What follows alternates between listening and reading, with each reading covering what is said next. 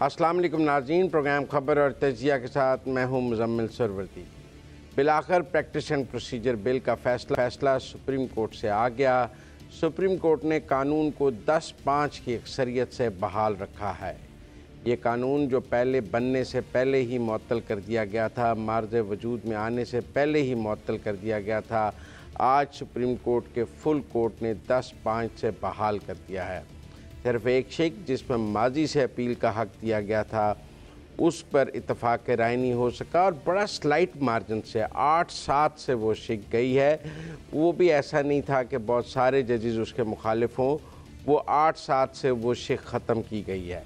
लेकिन ओवरऑल 10-5 से ये कानून बहाल हुआ है, जिस पर सवाल किया जा रहा था कि जी ये अदलिया पर हमला है, ये तो पार्लियामेंट का इस्तेहकाक ही नहीं है, पार्लियामेंट ने अपनी हदूद से तजावुज़ किया है। आज सुप्रीम कोर्ट के फुल कोर्ट ने पार्लियामेंट का ये इख्तियार भी माना है, कानून को दुरुस्त भी माना है और ये भी माना है कि पार्लियामेंट जो है वो कानून बना सकती है। बहरहाल इस पर हम आज बात करेंगे। मेरे साथ मौजूद हैं आमिर अहमद ख़ान साहब और अंबर शमसी। आमिर साहब, आप इसको काजी फ़ायज़ सीसा की फ़तह कहेंगे, शिकस्त कहेंगे, अदलिया की फ़तह कहेंगे, शिकस्त कहेंगे, पार्लियामेंट की फ़तह कहेंगे, शिकस्त कहेंगे, आप इसको किसकी फ़तह और किसकी शिकस्त देखते हैं? ये एक ऐसी शुरुआत है मुज़म्मिल जिसमें मुझे हर किसी की फ़तह नज़र आ रही है। इंडिविजुअली अगर आप बात करें, एब्सोल्युटली काजी फ़ायज़ ईसा ने एक बहुत बड़ा, ये उनके लिए एक गैम्बिट था। आप भी कई दफ़ा इस बात का तज़किरा कर चुके हैं कि एक हवा बना दिया गया था इस फुल कोर्ट को, और बात ये होती थी कि नहीं जी फुल कोर्ट को अगर बुलाएंगे इकट्ठे तो बड़ी उसमें ख़राबी पैदा होगी और ख़ास तौर पर उसकी बराह रास्त नशरियात जो है उसका तो खैर सवाल ही नहीं उठता होता था। तो एक तो उन्होंने ये जो गैम्बल था चीफ जस्टिस का कि ठीक है करा के देखते हैं, सब देखें कि किसको किस चीज़ पर इख्तलाफ होता है। सुप्रीम कोर्ट की कार्रवाई, सुप्रीम कोर्ट के ऊपर जो एक शफाफियत ख़त्म कर दी गई थी कि किस तरह से सुप्रीम कोर्ट सोचती है, क्या उनकी तरीक़ाकार होता है, किस तरह से उसकी कार्रवाई होती है, किस क्वालिटी के दलाइल होते हैं वहाँ पर, वो मुकम्मल तौर पर वो शफाफियत ख़त्म हो गई थी ये हम ख्याली के चक्कर के अंदर। ये सब की सब हमने देखा कि इस फैसले में बहाल होती नज़र आई है। तो मेरा ख्याल है कि ये पर्सनल ट्रायम्फ तो है ही, लेकिन इसके अंदर जो बहुत ही अहम चीज़ है मुज़म्मिल मेरी नज़र के अंदर, वो चीफ जस्टिस के वो रिमार्क्स हैं जिसमें उसने कहा कि देखें हमें पार्लियामेंट की इज़्ज़त करनी चाहिए। जब अगर पार्लियामेंट कोई कानून बनाती है तो हम बजाय इसके कि हम एक एडवर्सेरियली उसको देखें कि नहीं अच्छा ये इन्होंने क्या किया और क्या नीयत है और क्या ये इससे चाहते हैं, हमें ये मान के अपना कार्रवाई शुरू करनी चाहिए कि नहीं अगर पार्लियामेंट ने किया है तो नेक नीति से किया है।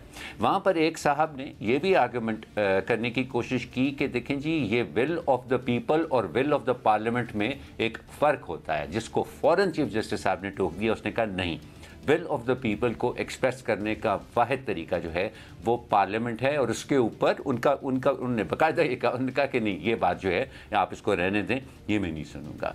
सो ये सुप्रीम कोर्ट की शफाफियत बहाल होना, दूसरा जो इज़्ज़त से वो पेश आए हैं, चाहे वो कोई इस बिल के हक़ में बात कर रहा था इस एक्ट के, चाहे इसके मुखालिफ बात कर रहा था। चीफ जस्टिस के अपने रिमार्क से हमें अंदाज़ा हो गया था कि उनकी इंक्लिनेशन तो यही है कि पार्लियामेंट का ये हक़ है और ये हक़ उनसे छीना नहीं जा सकता। लेकिन जो जजेस भी इसके मुखालिफ थे या जो वकला भी इसके मुखालिफ थे, इंतहाई एहतराम के साथ सबको मौका दिया अपनी बात करने का। तो ये बहुत कुछ ऐसा हुआ है जो मैं समझता हूँ कि अगर उसको इकट्ठा करके देखा जाए तो इसमें बहुत से लोगों की, चाहे वो सियासी हो, चाहे वो अदालती हो, चाहे वो सरकारी हो, उनकी फ़तह मैं इसको समझता हूँ। अंबर, आपको क्या लगता है कौन जीता कौन हारा? क्योंकि हमारे यहाँ तो जीत और हार में ही फैसले होते हैं, दरमियान की बात पे हम यकीन नहीं रखते। अच्छा, मैं आपको खुश तो नहीं कर सकूंगी, कुछ है इसमें मेरे ख्याल में किसकी जीत और किसकी हार हुई है। सबसे पहले तो ज़ाहिर है मैं समझती हूँ ब्रॉडली अगर हम फ़र्द वाहिद को अलग रखें कि मखसूस शख्स को फ़ायदा पहुंचा है। जमहूरियत की जीत हुई है, क्योंकि इस कानून को आईनी करार देकर, इस कानून को अपहोल्ड करके यही हमने ये मैसेज किया है कि जो मुंतखब जो नुमाइंदगान होते हैं उनका हक है कि वो कानून साजी करें, और गैर मुंतखब पर उनकी कानून साजी ज़्यादा उससे बालातर होती है। और ये मेरे ख्याल में एक बहुत अहम पैगाम है और इसको याद रखने की ज़रूरत है, क्योंकि इन प्रोसीडिंग्स जो 4 समातें हुई थी और लाइव ब्रॉडकास्ट भी हुई थी, इसमें कई बार जो अदलिया और उसका किरदार माजी में भी और हाल में भी, अभी जो हम ख्याल बेंचेस जिसकी बात की जाती है, चीफ जस्टिस को मास्टर ऑफ द रोस्टर कहा जा रहा था, उस पर डिबेट हुई थी कि वो किस हद तक उनका हक होता है कि वो आमिराना तरीके से मैनेज करे सुप्रीम कोर्ट के बेंचेस और उसकी तश्कील। उस पर बहुत ज़्यादा बातचीत हुई थी और ये मेरा ख्याल में कि इससे भी ये पैगाम गया है कि जमहूरियत की फतह है। सुप्रीम कोर्ट अब उसी तरीके से, आमिराना तरीके से उसको मैनेज नहीं किया जाएगा। और मैं कहूँगी कि जस्टिस काजी फायज़ ईसा की जीत उनकी अपने हार में ही है, इस तरीके से क्योंकि उन्होंने अपने इख्तियारात दे दिए। उनका ज़ाहिर है उनका नज़रिया बहुत वाज़ेह था इन तमाम प्रोसीडिंग्स में, उनके कमेंट्स में, उनके सवालात में, और दीगर जो जजेस थे जो हम रिमार्क्स में, सवालात में एक रुझान देख रहे थे, वो हम ज़ाहिर है 10-5 के इस फैसले से वो हमें डिसेंटिंग नोट्स जिनके थे जस्टिस एजाजुल एहसन मिसाल के तौर पर या मुनीब अख्तर, तो वो डिसेंटिंग नोट्स अपनी जगह है और 10 जिन्होंने इसके हक़ में फैसला दिया है उनका भी ज़ाहिर मौक़िफ़ वाज़ेह था। तो जस्टिस का सिर्फ जो सुप्रीम कोर्ट के चीफ जस्टिस है वो सिर्फ अब अकेले मैनेज नहीं करेंगे उनका हक़। जस्टिस काजी फायज़ ईसा ने ये स्टेप लेकर इसको लाइव प्रोसीडिंग्स के ज़रिए इस पे फैसला सुनवा कर, एक पूरा फुल कोर्ट बुलवा कर अपना हक दे दिया। और मुझे थोड़ा वो याद आ रहा था कि जिस तरह से जब सदर थे आसिफ अली जरदारी साहब, तो उन्होंने भी अपने सदारती इख्तियारात उस वक्त भी 18वीं तरमीम के तहत पार्लियामान को दे दिए। तो मेरे ख्याल में कि एक मवाजना वहाँ भी बनता है। तो मैं समझती हूँ जस्टिस काजी फायज़ ईसा ने इस हार में ही सुप्रीम कोर्ट की जीत हुई और ज़ाहिर जमहूरियत की जीत हुई। अब दूसरा जो अहम सवाल है, इसमें किस किस को फ़ायदा होगा और कौन से केसेस सुने जाएंगे, क्योंकि ये बहुत अहम इसमें नुक्ता वो अगला सवाल करता हूँ मैं आपसे, वो अगला सवाल करता हूँ मैं आपसे, उस पे आते हैं नवाज शरीफ वाली बात पे। देखिए, मैं समझता हूँ आमिर साहब, आपने और अंबर ने हार और जीत का वो फैसला नहीं सुनाया जिस तरह लोग सुनना चाहते हैं। देखें, जुडिशल एक्टिविज़म हार गया, जो इस मुल्क में पिछले 5-10 साल से जुडिशल, वो काम हम हमेशा आपके लिए छोड़ देते हैं मुजम्मिल साहब। सू मोटिव के ज़रिए वज़ीर आज़म को निकाला जा रहा था, बेंचेस बनाए जा रहे थे और एक जुडिशल एक्टिविज़म हमें नज़र आ रहा था इस मुल्क में। वो जुडिशल एक्टिविज़म की आज मौत हो गई है और वो सुप्रीम कोर्ट में 10-5 के हाथों सुप्रीम कोर्ट के अंदर से जुडिशल एक्टिविज़म के ख़िलाफ़ फैसला आया है कि ये जो आप सू मोटिव के ज़रिए काम कर रहे थे ये ठीक नहीं था। तो इस तरह ये फ़ैसला माजी के उन तमाम चीफ जस्टिस के ख़िलाफ़ है, वो चाहे वो उमर अता बंदयाल हों, चाहे साकिब निसार हों, चाहे गुलजार हों, चाहे आसिफ सईद खोसा हों, जिन्होंने इस मुल्क में जुडिशल एक्टिविज़म की बुनियाद रखी, वज़ीर आज़म को अपने हम ख्याल बेंचेस के ज़रिए सू मोटिव से घर भेजा।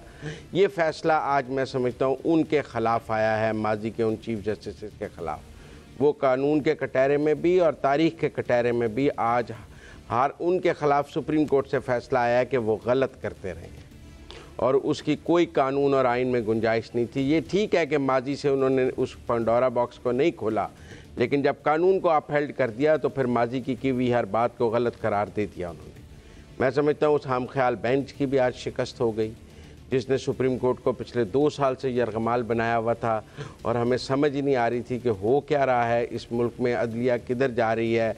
पार्लियामेंट और अदलिया की लड़ाई थी, एक तरफ कौमी असम्बली से तकारीर हो रही थी, दूसरी तरफ सुबह उठ के चीफ जस्टिस पार्लियामेंट के ख़िलाफ़ रिमार्क्स दे देते थे, अगले दिन पार्लियामेंट में खड़े होकर चीफ जस्टिस के ख़िलाफ़ तकारीर शुरू हो जाती थी। हमने देखा कि वो सब एक जाली काम था, उसके अंदर सुप्रीम कोर्ट के जजेस की अक्सरियत की रूह शामिल नहीं थी, क्योंकि लाइफ में तो नज़र आ गया कि 10 जज किस तरफ हैं और 5 ही जज उस तरफ थे।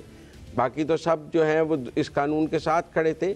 तो हार और जीत बहुत क्लियर नज़र आ रही है काजी फायज़ ईसा तारीख़ में भी, और उन तमाम माजी के चीफ जस्टिस की बुनियाद में एक अलग खड़े नज़र आ रहे हैं कि जब आपके अंदर ना अख्तियार रखने की ख्वाहिश हो, ना कोई जुडिशल एक्टिविज़म की ख्वाहिश हो, और आप अपनी ज़ात से मुबर्रा हो, तो फिर आप कितने ट्रांसपेरेंट तरीके से अपने हाउस को चला लेते हैं। वरना 2019 से तो फुल कोर्ट हो नहीं सका था। तो मेरे ख्याल में वो तमाम चीफ जस्टिस जिन्होंने इस मुल्क में चीफ जुडिशल एक्टिविज़म किया है वो आज शिकस्त खाए हुए नज़र आए हैं। वो हम ख्याल बेंच शिकस्त खाया हुआ नज़र आया है जिसने हॉस्टेज किया हुआ था सुप्रीम कोर्ट को 2 साल से। तो जो हारे हैं वो बड़े क्लियर नज़र आ रहे हैं, और जो जीत ठीक है ना। अब ज़रा नवाज़ शरीफ पर बात कर लेते हैं। आमिर साहब, आपको लगता है कि नवाज़ शरीफ के रास्ते बंद हो गए हैं, या आप समझते हैं कि जो इलेक्शन एक्ट में तरमीम है उनके ज़रिए उनकी नाअहली जो है वो 5 साल के पूरी हो चुकी है, तो इस फैसले से उन पर असर पड़ता है या नहीं पड़ता है? आई डोंट थिंक पड़ता है जी। मैं वैसे ही जनरली मेरा ये मानना है कि सियासतदानों का रास्ता जो है वो कार्रवाइयों के ज़रिए आप नहीं रोक सकते।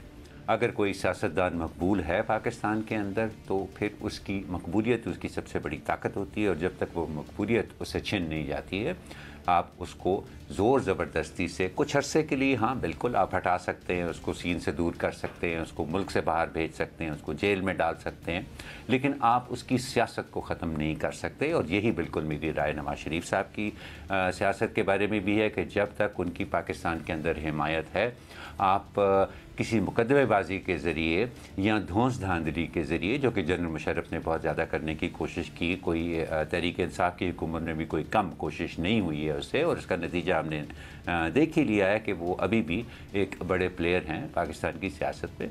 तो मेरा नहीं ख्याल कि इससे ख़त्म हो सकती है। ज़ाहिर है कि इसकी अब वो बहुत सारे कानूनी तरीके उनकी टीम भी सोच रही होगी, जिसके अंदर ज़ाहिर है उनकी सबकी नज़रें जो हैं इलेक्शन एक्ट के ऊपर होंगी, जिसके अंदर ये वाज़ेह किया गया है कि नाइली अगर इस एक्ट के तहत होती है तो वो 5 साल के लिए होगी, वो ताहयात नहीं होगी, उसका भी सहारा लिया जाएगा।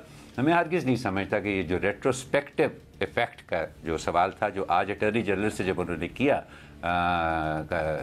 काजी फायज़ ईसा ने, तो उस पर अटॉर्नी जनरल ने कहा कि हाँ जी बज़ाहिर यही मालूम होता है कि इसका इतलाक़ रेट्रोस्पेक्टिवली होना चाहिए, लेकिन उसके बावजूद अगर उसके ख़िलाफ़ फैसला आया, गो वो 8-7 से आया, लेकिन बहरहाल उसके ख़िलाफ़ फैसला आया, मैं नहीं समझता हूँ कि वो बराह रास्त थोड़ा सा उनका रास्ता शायद मुश्किल हो जाए, लेकिन बराह रास्त मेरा नहीं ख्याल कि ये नवाज शरीफ और फॉर दैट मैटर जहांगीर तरीन या कोई और सियासतदान जो इससे मुतासर हुआ है उसका रास्ता रोक सकता है। अंबर, आपको लगता है नवाज शरीफ का रास्ता रोक लिया गया है?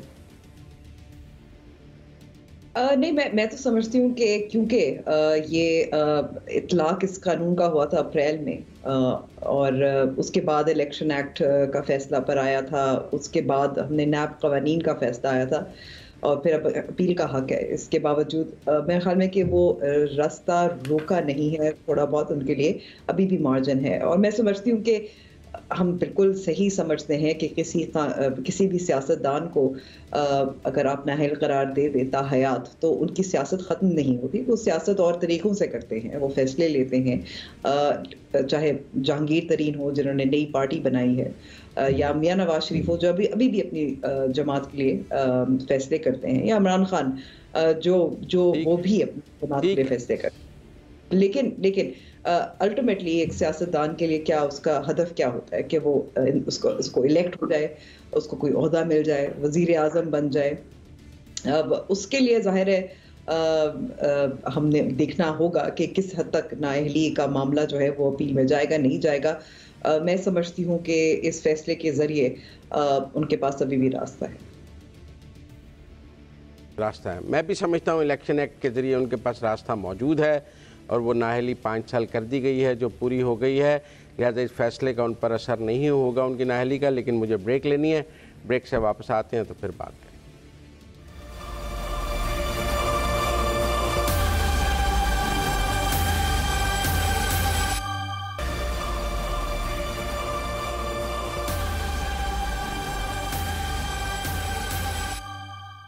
ब्रेक के बाद खुश आमदेद नाजरीन। बात कर रहे थे प्रैक्टिस एंड प्रोसीजर बिल पर ही, उसी पर अपनी बात जारी रखेंगे। आज की बड़ी खबर यही है आमिर साहब, सबसे बड़ा सवाल तो सू मोटोव के ऊपर था, 184(3) पर था कि सुप्रीम कोर्ट में जो चीफ जस्टिस इख्तियार इस्तेमाल करता है बेंच बनाने का, या वो केसेस जो सुप्रीम कोर्ट एकदम अपने पास ले आता है पब्लिक इंटरेस्ट में, जिसको हम जुडिशल एक्टिविज़म के तहत भी देख रहे थे, उनके ऊपर अब एक ब्लॉकेड लग गया है इस कानून के आने के बाद। चीफ जस्टिस के वो जो खुदाई ताकतें थीं कि वो कोई भी पिटीशन उठाकर सुन सकते थे, बेंच बना सकते थे और कोई भी फैसला कर सकते थे, हमने तो देखा है दिन में 20-20 सू मोटोव भी हो जाते थे और छोटी छोटी बातों पर भी सू मोटोव हमने देखे हैं और फिर उनकी सज़ाएं देखी हैं। तो अगर जज साहब कहीं से गुजरे हैं और उन्हें ज़्यादा कहीं गंद नज़र आ गया तो उन्होंने उस पर भी सू मोटोव ले लिया है चीफ जस्टिस साहब ने, और अगर उनकी गाड़ी को रास्ता नहीं मिला तो उस पर भी सू मोटोव ले लिया गया है, और अगर कहीं खाना ठीक नहीं है तो उस पर भी सू मोटोव ले लिया गया है। तो हमने तो बड़े बड़े मज़ाका खेज़ सू मोटोव भी देखे, और फिर हमने देखा कि चीफ जस्टिस साहिबान ने अस्पतालों के और उसके दौरे करने शुरू कर दिए और वहाँ भी सू मोटोव लेने शुरू कर दिए, जो कि चीफ जस्टिस का काम कहीं भी नहीं था। आपको लगता है ये ब्लॉकेड लग गया है या ये अभी भी अगला कोई चीफ जस्टिस आके इसके लिए रास्ता निकाल सकता है? नहीं मुज़म्मिल साहब, उसके लिए रास्ता निकालना मुश्किल इसलिए होगा क्योंकि देखिए ये जो सुओ मोटो को जिस तरह से इस्तेमाल किया गया और जिस तरह का मिस यूज़ उसका हुआ है, वो आपने जितने भी मिसालें इसकी दी हैं वो भी दुरुस्त हैं, उसके अलावा भी बेशुमार मिसालें हैं उसकी मिसयूज़ की, और उसका जो असर होता है पाकिस्तान के ऊपर जो इंतज़ामी एतबार से, सियासी एतबार से, हम अक्सर उन ज़मानों में सुना करते थे कि ये सुओ मोटो को एक बहाना बना लिया गया था, एक कि आप सरकारी अफसर को बुलाकर जलील कर दें अदालत के अंदर, आप किसी सियासतदान को बुलाकर जलील कर दें अदालत के अंदर, आप किसी वज़ीर को बुला के और उसकी हतक करना बाकायदा, ये वो एहतराम का सिलसिला ही ख़त्म हो गया था। और देखिए ये चीज़ें कानून की वजह से नहीं होती हैं, ये इसलिए नहीं कि कानून को इजाज़त देता है, वो अपना कानूनी हक़ इस्तेमाल कर रहा है कोई चीफ जस्टिस तो उसके अंदर तो ये हो जाता है, नहीं, ये एक तरह का एक सियासी रास्ता था उन चीफ जस्टिस के लिए जिन्होंने इसको इस्तेमाल करना चाहा। ऐसे भी चीफ जस्टिस आए जिन्होंने इसको इस्तेमाल करना मुनासिब नहीं समझा, लेकिन हमने साकिब निसार की दौर के अंदर चीफ जस्टिस जब वो रहे थे, हमने इसका हद से ज़्यादा इस्तेमाल देखा। और फिर एक ये मामला वाकई जो आपने बिल्कुल सही लफ्ज़ इस्तेमाल किया कि ये मुज़ाहिका खेज़ हद तक पहुँच गया। अब वो क्यों कर रहे थे? वो सियासी फ़ायदों के लिए। इन तमाम चीफ जस्टिस के बारे में हमने बाद में इनके और इनकी फैमिली मेम्बर्स की मुख्तलिफ़ किस्म की सियासी इंगेजमेंट्स और ज़ाती मफाद के जो इंगेजमेंट्स थे उनके बारे में भी बहुत कुछ सुना। तो वो इस पावर को जो उनके पास थी सुओ मोटो की, उसको अपने सियासी मकासद के लिए इस्तेमाल कर रहे थे। तो ये जो जज सुप्रीम कोर्ट जाकर या चीफ जस्टिस बनकर अपनी सियासत करना चाहते हैं, उसका रास्ता यकीनन ब्लॉक हो गया हुआ है। और अब अगर कोई आने वाला चीफ जस्टिस जो है वो उसको फिर से घड़ी की सुई वापस अगर मोड़ना चाहेगा तो मेरा ख्याल है उसको एक बहुत टफ टाइम मिलेगा, उसको बहुत सारे सवालात का जवाब देना पड़ेगा। और मेरा नहीं ख्याल कि उनके पास कोई भी ऐसी कोई मुदल्लल बात होगी जिसकी बुनियाद के ऊपर वो कह सकेंगे नहीं जी इसको ख़त्म करना, इस इख्तियार को ख़त्म करना गलत बात थी इसलिए इसको बहाल किया जाता है। तो अब ये जो सीनियर जजेस हैं जिनके ख़यालात का, जिनकी बातों का, जिनकी सियासत का पूरे मुल्क के ऊपर असर होता है, और अभी तक तो हमने ये देखा है कोई अच्छा असर नहीं होता, उस सारी चीज़ का मैं समझता हूँ कि इससे रास्ता रुकना मुमकिन हो गया है। रुका फौरी तौर पर नहीं भी है तो रुकना मुमकिन ज़रूर हो गया है। आपको लगता है कि अब जो चीफ जस्टिस की वो जो पावर थी वो डाइल्यूट हो गई है जुडिशल एक्टिविज़म के लिए, कि आपके ख्याल में कल फिर सुओ मोटो का रास्ता निकल आएगा? ऐसी कोई बात नहीं है, वक्ती तौर पे एक आप इसको देखती हैं? देखिए इसको महदूद ज़रूर कर दिया गया है। ये तो हम कह सकते हैं ना कि अगर एक अकेले चीफ जस्टिस जिनका ख्याल था कि वो एक मसीहा है या उनका ख्याल था कि उनका कोई सियासी एजेंडा है उसको फ़ायदा मिलेगा, वो तो जो इख्तियार है वो तो उसको महदूद इस तरीके से कर दिया गया है कि 3 रुकनी कमेटी होगी सीनियर जजेस की और वो फैसला करेंगे कि अस खुद नोटिस लिया जाए किसी मामले पर या नहीं। तो उस हद तक तो हम कह सकते हैं, लेकिन फिर आप ये भी देखना होगा कि फिर आइंदा मौजूदा चीफ जस्टिस के बाद कौन कौन सीनियर जजेस होंगे, कौन शामिल होगा और वो किस तरीके से फैसला करेंगे। सो आप ये जो इंसानी फितरत होती है ताकत की, इख्तियार की, अपने पास जमा करने की या उसको इस्तेमाल करने की, उसको आप कानून के जरिए, जैसे आज हुआ है प्रैक्टिस एंड प्रोसीजर लॉ को अपहोल्ड करने की वजह से, उसको आप लिमिट कर सकते हैं, महदूद कर सकते हैं, लेकिन ख़त्म नहीं कर सकते। और जो चाहता है वो तो फिर भी कर सकता है। लेकिन एटलीस्ट हम ये तो कह सकते हैं ना कि तरीक़ाकार उसके लिए मुश्किल ज़रूर बना दिया गया है खुद नोटिस के हवाले से। बहुत ज़्यादा मुतालबात भी आते हैं, हर किस्म के केसेस होते हैं जिस पे कहा जाता है कि इस पे खुद नोटिस होना चाहिए, उस पे खुद नोटिस होना चाहिए। दूसरी तरफ आप देखिए कि किस तरीके से जो बातचीत हुई थी, जो चीफ जस्टिस काजी फायज ईसा बार बार कह रहे थे, वो चाह रहे थे कि 2 समातों में ही इसको रैप अप किया जाए। वो कह रहे थे कि हमारे पास बहुत सारे केसेस हैं और वो पेंडेंसी का भी मामला सामने है, तो हम जल्दी इसको ख़त्म करें, रैप अप करें। लेकिन चलें, 4 समातें लग गई और वो हो गया।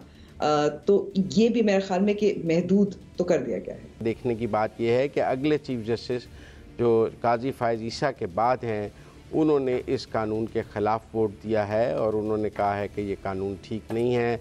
वो चीफ जस्टिस के जो मास्टर ऑफ रोस्टर के इख्तियारात हैं, सू मोटिव के इख्तियारात हैं, उसके हक़ में उन्होंने मुकम्मल तौर पर राय दी है। तो ये देखना पड़ेगा कि जो अगले चीफ जस्टिस आते हैं वो इस फैसले को कैसे लेकर चलते हैं, क्योंकि हमने देखा है कि चीफ जस्टिस के आने जाने से भी बड़ा फ़ैसला बनता है।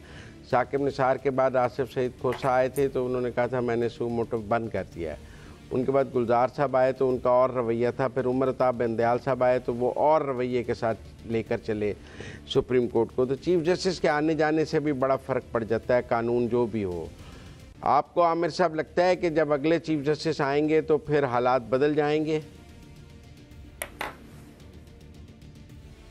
ये डेंजरस गेम है मुज़म्मिल। मैं नहीं समझता हूँ कि इस खेल में सुप्रीम कोर्ट का कोई भी जज जो कि इस बेंच के अंदर है वो पढ़ना चाहेगा। और इसकी एक बहुत बड़ी वजह जो बार बार जिस चीज़ की मैं शफाफियत की बात कर रहा हूँ ना, अब इससे पहले पाकिस्तान के अवाम के लिए सुप्रीम कोर्ट के जजेस जो हैं वो एक नाम होते थे। उसके अलावा ना उनकी कोई शनाख्त होती थी, ना ज़्यादातर लोग उनको जानते थे, ना उनके ख़यालात से वाकिफ़ होते थे, ना किसी भी मुकदमे के दौरान, उसकी कार्रवाई के दौरान उन्होंने क्या रिमार्क किए थे उससे कोई बहुत ज़्यादा लोगों की वाकफियत होती थी। लेकिन अब वो एक तरह से पब्लिक फिगर्स बन गए हुए हैं इस लाइव ब्रॉडकास्ट की वजह से। अब जो कि लोगों ने बड़ी तादाद के अंदर पूरे पाकिस्तान के अंदर ये लाइव ब्रॉडकास्ट देखी है, उन्होंने उनको नज़र आ गया है कि ये सुप्रीम कोर्ट के जजेस जो हैं वो किस तरह से अदालत की कार्रवाई जो है उसको लेकर आगे बढ़ते हैं। लेकिन इससे कई बड़ी वजह ये कि जी अगले जज जो हैं वो ठीक है, उन्होंने तो फैसले से इख्तलाफ किया है, लेकिन उनके बाद आने वाले जो चीफ जस्टिस हैं उनके कमेंट से तो हमें यही लगा, और वो उनका नाम भी नहीं है, वो इख्तलाफी नोट्स वाले जजेस के अंदर वो जो हैं वो इसके हक़ में हैं। तो मैं नहीं समझता हूँ कि यहाँ पर किसी की भी ये ख्वाहिश होगी कि वे एक ऐसे खेल में पड़ें कि एक जज चीफ जस्टिस आए तो वो कहे कि नहीं जी नहीं, ये मैं नहीं इसको मानता, मैंने तो पहले भी इससे इख्तलाफ किया था, इसलिए मैं उसके सो मोटो इख्तियारात को बहाल करता हूँ, राइट ऑफ अपील में ख़त्म करता हूँ। उसके बाद दूसरा जज आए वो कहे कि नहीं जी नहीं, ये इन्होंने गलत किया जो मेरे प्रीडिसेसर थे, मैं उस सूरत हाल को फिर से बदल देता हूँ। ये एक ऐसा खेल है जो मेरा नहीं ख्याल है सुप्रीम कोर्ट खेलना चाहेगी। अंबर, अगली तो अहम पिटिशन्स जो हैं वो सुप्रीम कोर्ट में इलेक्शन के हवाले से पेंडिंग हैं, जिनके बारे में चीफ जस्टिस कह रहे थे कि ये तय होगा तो फिर उनकी तरफ जाएंगे। आपको उन पर फुल कोर्ट बनता नज़र आता है, या आपके ख्याल में अब ये 3 रुकनी बेंच जो बेंच बना देगा वो इलेक्शन पिटिशन सुन लेगा? ये अब मैं समझती हूँ जो अहम मामला है, क्योंकि सुप्रीम कोर्ट के जो तरीक़ाकार है सो मोटो और अपील का जो हक है, उसके बाद ये ज़ाहिर है बहुत एक बड़ा केस था जिसपे 15 रुकनी या फुल कोर्ट की ज़रूरत थी। ज़ाहिर है इंतखाबात का मामला और वो भी बहुत अहम मामला है, लेकिन ये तो सवाबदीद अब 3 रुकनी कमेटी की होगी कि वो आगे इसको कैसे करेंगे। मैं ये भी याद रखने की ज़रूरत है कि ये बहुत बार यही सवाल हुआ था कि अगर फुल कोर्ट का फैसला आता है तो उसके खिलाफ फिर अपील कैसे होगी। इससे पहले भी हमने देखा था कि रिव्यू जब होता था तो वही जजेस करते थे। ये हो सकता है कि अपील के लिए अगर रास्ता चाहिए तो शायद प्रेफरेंस या तरजीह ये हो कि फुल कोर्ट ना हो। लेकिन मैं वाज़े तौर पे मैं नहीं कह सकती, मैं नहीं बता सकती कि वो फैसला क्या होगा कि फुल कोर्ट ही सुनेगा इलेक्शन वाला मामला या बड़ा बेंच, एक लार्जर बेंच जो सुनेगा। ठीक है, अब जब ये बिल बहाल बन गया है कानून, तो फिर एक लार्जर बेंच को सुनना चाहिए, क्योंकि फिर उसके ऊपर एक अपील होगी 184(3) के तहत, जिसके लिए भी एक रास्ता बनाया गया है। तो मेरे ख्याल में अब ये इलेक्शन वाला फुल कोर्ट नहीं सुनेगा, एक लार्जर बेंच ऐसा सुनेगा जिसके ऊपर एक और लार्जर बेंच भी अपील सुनने के लिए बनता। तो मुझे लगता है, लेकिन अगला जो अब सुप्रीम कोर्ट में महाज है वो यकीनन इलेक्शन पिटिशंस के हवाले से होगा कि वो कब समाअत के लिए मुकर्रर होती हैं और इस प्रैक्टिस एंड प्रोसीजर बिल के तहत उनके ऊपर क्या बेंच बनता है और क्या होगा। आज की जो डिवीजन है वो उसके आगे हमें कैसे देखने को मिलेगी। बहरहाल मुझे ब्रेक लेनी है, ब्रेक से वापस आते हैं तो फिर प्रोग्राम को जारी रखें।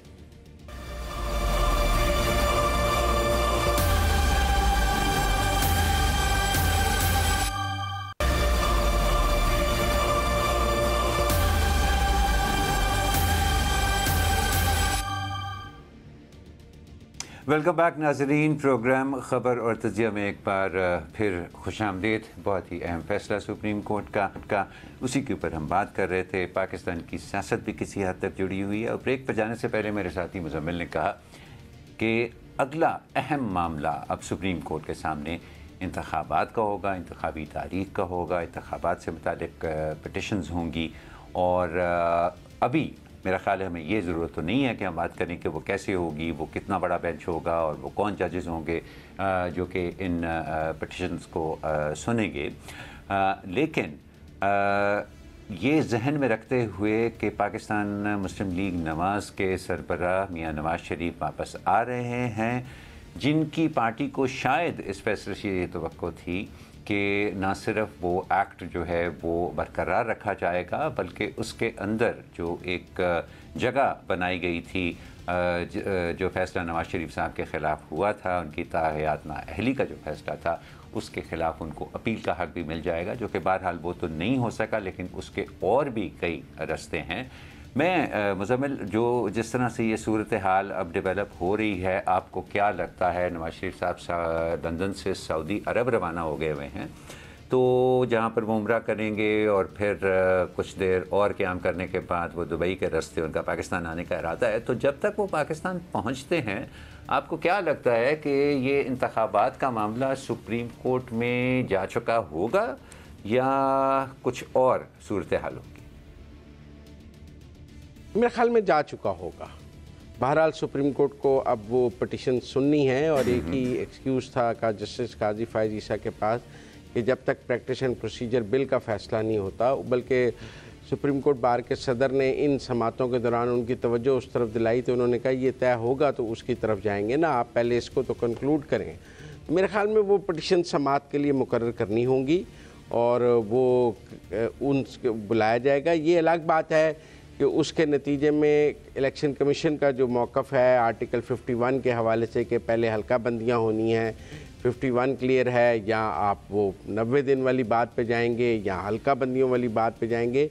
और फिर इलेक्शन एक्ट में जो बात आ गई है वो भी कानून मौजूद है और वो चैलेंज भी नहीं हुआ कानून। तो मेरे ख्याल में वो अपनी जगह बातें मौजूद हैं, लेकिन इलेक्शन की जो पिटिशन इस वक्त सुप्रीम कोर्ट में मौजूद हैं वो अब समाअत के लिए मुझे लगता है आइंदा हफ्ते मुकर्रर होंगी और उनके लिए बेंच बनेगा और ये मामला अब सुप्रीम कोर्ट में टेकअप किया जाएगा। अब उसका फ़ैसला क्या होता है, इलेक्शन कमीशन की राय प्रिवेल कर जाती है, जो 90 दिन के जैसे अंबर बात करती हैं 90 दिन की, इनकी बात मानी जाती है या नहीं जाती, ये तो फैसला सुप्रीम कोर्ट ही करेगा। राइट मुजम्मिल, मुझे इसके अंदर एक जो ज़्यादा फोकस वाला मसला नज़र आ रहा है वो तारीख का है। उसका फैसला अभी तक नहीं हुआ। ये बड़े सवालात देखें इस वक्त जो है, चाहे कोई भी इसकी कानूनी इंटरप्रिटेशन दें, the fact of the matter is किस वक्त जी मुजम्मिल, जब तक हल्का बंदियाँ हो रही हैं स्केड्यूल नहीं आ सकता। जब हल्का बंदियाँ मुकम्मल होंगी आर्टिकल 51 के तहत, Right, जिसकी right. डेट 30 नवंबर दी गई है, उससे पहले स्केड्यूल आ नहीं सकता आइन के तहत, क्योंकि आप हल्का बंदियाँ कर रहे हैं। उनके कोई हल्का चेंज हो जाता है, कुछ हो जाता है, तो आप स्केड्यूल दे नहीं सकता इलेक्शन कमीशन।